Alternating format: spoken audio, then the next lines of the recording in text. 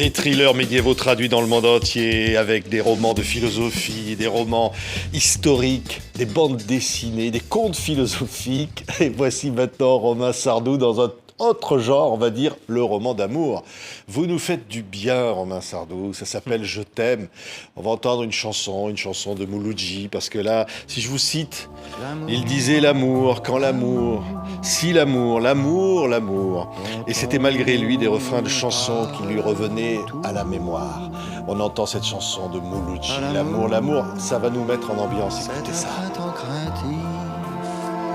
Une lumière attendrie, ou souvent une ruine. L'amour, l'amour, c'est le... Eh oui, l'amour, l'amour. Eh, Romain, c'est Je t'aime. Ça a l'air tout simple. Ouais, ça a l'air tout Toujours, simple parce que ouais. ça s'appelle Je t'aime. Alors là, on dit, voilà, un roman qui s'appelle Je t'aime, hein, ça s'était jamais vu. On n'avait jamais vu ça d'ailleurs, non? À ma grande surprise, en fait, quand j'ai décidé d'intituler ce livre comme ça, je pensais qu'il y avait effectivement plein de romans avant qu'il avait déjà pris. En fait, non. Il y a des essais, quelques rares essais. Il y a surtout une pièce de théâtre de Sacha Guitry qui s'intitule Je t'aime, qu'il a écrite en 1920 et que j'ai lu quand j'étais jeune, enfin, quand j'avais une vingtaine d'années. Et elle n'est pas éloignée à la première idée de ce roman que j'ai pu avoir. Enfin, je vous la raconte en 2 secondes. La pièce de Guitry raconte la rencontre entre un homme et une femme. Et puis il va suivre comme ça les tout premiers jours de l'idylle parfait que sont toujours les premiers moments du coup de foudre et de l'amour. À côté de ça, il va présenter les amis, la famille, les collègues qui voient ce couple se former et qui évidemment ont plein de choses à dire dessus. Alors vous allez avoir les blasés qui vont dire ça durera pas, vous allez avoir les envieux qui vont dire ils sont pas faits l'un pour l'autre. Enfin bref, il y a toute une justification et condamnation de l'amour autour que je trouvais intéressant. Le contraste était intéressant et je me suis dit j'aimerais le faire aujourd'hui. En fait, raconter aussi une histoire d'amour absolument magnifique, comme celle un peu de Elle et lui de Guitry, mais aller plus loin dans les regards des autres autour. C'est-à-dire ne pas juste dire ce qu'ils seraient censés penser d'une histoire d'amour, mais où ils en sont, eux, de leur propre histoire d'amour. Parce que là, on rentre dans des vraies histoires. Oui, si on prenait même un téléphone portable, là, comme on le fait aujourd'hui, hein, c'est l'amour moderne. Regardez, on se filmerait et une voix nous parlerait de votre livre. Regardez. Je t'aime, c'est le nouveau roman de Romain Sardou. L'histoire de Camille et Camille au cœur de Paris. Un seul prénom, une même passion, 1000 possibles. Et un conte de fées qui tourne souvent au jeu de massacre. Je t'aime de Romain Sardou, un roman aussi tendre qu'impitoyable. Non mais alors là, tout est dit. Hein. Aussi tendre qu'impitoyable. Parce que là, on se disait, ah, je t'aime, c'est bien, ça va être un peu fleur bleue, on va être bien. Mais non, non, l'amour n'est pas si simple, Romain. N'est pas si simple, ou pas. C'est-à-dire que c'est toujours pareil.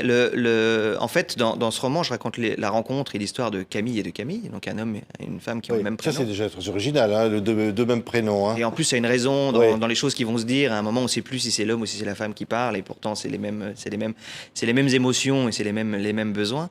Et disons que j'avais envie de raconter justement à travers ces deux personnages une histoire d'amour parfaite, un peu une histoire d'amour parfaite dans un monde forcément imparfait. Ces histoires d'amour parfaites, elles remontent à loin en fait dans notre culture. C'est l'idée qu'on se fait d'un conte de fées ou d'une belle histoire, ça remonte au 11e, au 12e, 13e siècle, au moment où l'amour courtois se met en place, où les premières chansons des troubadours justement commencent à vanter l'amour profane, plus l'amour de Dieu, l'amour divin, mais l'amour des hommes et des femmes, l'amour des êtres entre eux. Et il y a plein de codes qui se sont mis en place, qui sont toujours actif aujourd'hui. C'est vrai qu'au fond, oui, c'est moderne et en même temps, c'est éternel. C'est éternel. Oui. Et en fait, ce qui m'a frappé dans l'époque dans laquelle on vit et qui m'a donné envie d'écrire ce livre, c'est qu'on parle beaucoup des choses qui changent en ce moment. On a l'impression que beaucoup de choses changent, ce qui est assez vrai, dans les rapports entre les hommes et les femmes, dans les rapports entre le sexe, la sexualité, les genres. Il y a beaucoup de questionnements. On se dit, mais les choses sont en train de changer énormément. On voit les applications de rencontres. On dit, bah, ça y est, l'amour est mort parce qu'on peut faire l'amour en un claquement de doigts. Alors je dis oui, effectivement, il y a beaucoup de choses qui changent, mais il faut quand même se focaliser sur les choses qui ne changent pas. Et l'amour... Combien de couples aujourd'hui? Oui, regardez l'amour là. Tiens, c'est encore une histoire, Romain. Regardez, on a des images. Rencontres de hasard. Des centaines, des milliers, des dizaines de milliers peut-être sur la planète. Et quel était le ratio chez ceux-là qui ne voulaient déjà plus du tout se revoir après s'être retrouvés? Oui, on a l'impression, là, on s'est fait couper par cette charmante Oui, voix, par cette mais on a exprès. l'impression qu'au fond, ça nous parle à tous, ça pourrait être notre histoire à tous, éternelle. Parce que effectivement, ce qui ne change absolument pas, ce sont les émotions. Ce sont et ça, c'est pas genrer une émotion. C'est-à-dire qu'on attende le retour de quelqu'un Oui. qu'on aime, qui nous ignore, qu'on se fasse larguer, enfin le coup de foudre, le coup de vent, quel que soit, je dis, son âge, sa classe sociale, son sexe, son genre, c'est aussi douloureux ou extatique. Et ça depuis des siècles et des siècles. C'est-à-dire les codes, le langage amoureux, le code amoureux, le discours amoureux a très peu changé. Et je trouve que pour montrer justement comment une société évolue, change, c'est toujours intéressant de pointer ce qui ne change pas, justement. Et je trouve ça très beau que cette partie de l'amour, cette idée que l'amour est un idéal supérieur de vie Oui. qui peut nous amener au bonheur. À ce Oui, bonheur mais qu'on pas cherche seulement au tous. bonheur, hein, parce qu'alors là, on le disait, c'est pas non plus, comme on dirait, à l'eau de rose. Hein, Non, il alors se voilà, passe- c'est- alors c'est- autour de vos deux personnages, Camille et Camille, Oui. bon, il y en a qui cachent dans le placard des choses pas très avouables. Hein. Ben oui, parce que dans cette quête du bonheur, on est capable de tout. C'est ça qu'il faut, du meilleur et du pire. Alors effectivement, autour de Camille et Camille, qui eux ont une chance insolente dans leur amour, dans leur rencontre, comment les choses se mettent en place. On aimerait tous avoir cette histoire-là. Et ben ils rencontrent des gens, ils ont des amis, ils ont des voisins, ils ont des collègues qui eux, par contre, sont beaucoup moins chanceux. C'est-à-dire qu'on ont des histoires de sentimentales beaucoup plus compliquées, et on voit que pour un détail, une histoire parfaite, un conte de fées vire au massacre. Ouais, des mots. Alors vous dites aussi des mots méchants, des mots cruels, des mots incompréhensibles, des petits mots, des mots moyens, et puis des grands mots, le mot toujours, le mot jamais. Il y a tout dans l'amour. Il y a tout dans l'amour, il y a tout ce qu'on est. Exactement, ou tout ce qu'on voudrait être. C'est vraiment un sentiment absolument universel et précieux. Ce que je dis précieux, parce que c'est ce que je dis aussi dans le livre, ça fait effectivement un petit millénaire, 8-9 siècles qu'on a cette notion de cet amour. On a l'impression qu'il a toujours existé et qu'il va toujours exister. Alors je montre que non, dans l'Antiquité, c'était l'amitié qui était la vertu numéro 1, bien avant l'amour. Mais il reste en danger, ce sentiment aujourd'hui. En danger pour une raison très simple, c'est qu'on est petit à petit en capacité, avec l'avancée de la neurologie, on est dans la capacité à couper toutes les choses qui vont nous faire souffrir. Et l'amour nous fait énormément souffrir. C'est-à-dire si on retire la peur, si on retire l'attente, si on retire l'angoisse de l'amour, qu'est-ce qui va rester? Ça veut dire quoi? On pourrait inventer l'amour parfait. Autre chose, en tout cas. Ouais. Pas l'amour parfait, mais autre chose. C'est quelque chose dont on dit là, qui est pérenne depuis des siècles et des siècles. On est peut-être là, dans 50 ans, dans un siècle, dans 150 ans, au moment où ça va basculer, on va passer pour autre chose. Je ne dis pas que c'est bien ou que c'est mal, mais a priori, il y a beaucoup de choses qui vont changer. Mais il y a dans des notre rapport. codes, vous disiez Romain, mais en même temps, on voit dans ce livre que chaque histoire d'amour est unique, même si elle finit mal en général, comme disait Rita Mitsouko, mais quand même, il y a les cafés, il y a des rencontres, il y a la mythologie, il y a la musique, il y a le cinéma, il y a toutes les rues qui nous rappellent des films, il y a Paris. Incroyable Paris dans ce roman, Oui, les lieux sont qui très fait importants, partie ouais. finalement de l'amour. Oui, et qui nous donne cette impression que toutes nos histoires sont uniques. Alors qu'elles se répètent à chaque fois de manière merveilleuse. C'est tout le temps. On n'invente jamais rien de nouveau en amour. Il y a toujours le premier rendez-vous, il y a toujours le premier dîner, il y a le premier baiser, il y a le premier je t'aime, il y a la première fois où on dit nous, tout d'un coup dans un couple. Tout ça, ça ne change pas. C'est la première fois pour nous, quand on le dit, c'est la première fois que ça paraît, c'est comme, je ne sais plus qui disait, la mort est toujours une nouveauté, puisqu'on on meurt tous pour la première fois. Mais l'amour, c'est pareil. Et on a l'impression à chaque fois que c'est unique, alors que c'est une petite symphonie, c'est une petite musique de sentiments qui se joue comme ça depuis des générations, depuis des siècles. C'est ça qui est très beau. C'est ce que je disais tout à l'heure, les romans médiévaux, les contes philosophiques. Et là, quelque chose de complètement différent, Romain, et alors, traduit parfois dans le monde entier. On voit les romans qui s'affichent derrière. Mais au fond, on regarde l'amour d'aujourd'hui, ces codes, comme on regarde la société médiévale, comme on s'intéresse à l'humanité. Bien sûr, bien sûr. Moi, je dis toujours, un sociologue est un peu un historien. Alors moi, je suis ni l'un ni l'autre, je suis romancier, je raconte des histoires, mais dès qu'on commence à s'analyser soi-même, à analyser son couple, à analyser sa vie. Vous nous avez donné l'anecdote de Sœur Emmanuel qui vous disait à 10h du soir, tu ça, t'arrêtes. en antenne. et tu- Sœur Emmanuel disait dans une interview un jour, arrêtez-vous, qu'est-ce que vous faites ce soir à 22h?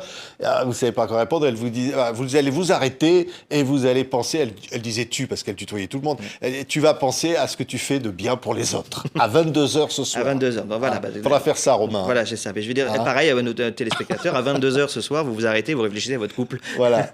mais justement, dès qu'on commence à analyser, à essayer de comprendre et tout, on a beaucoup de réponses dans le passé, beaucoup de réponses dans l'histoire. Il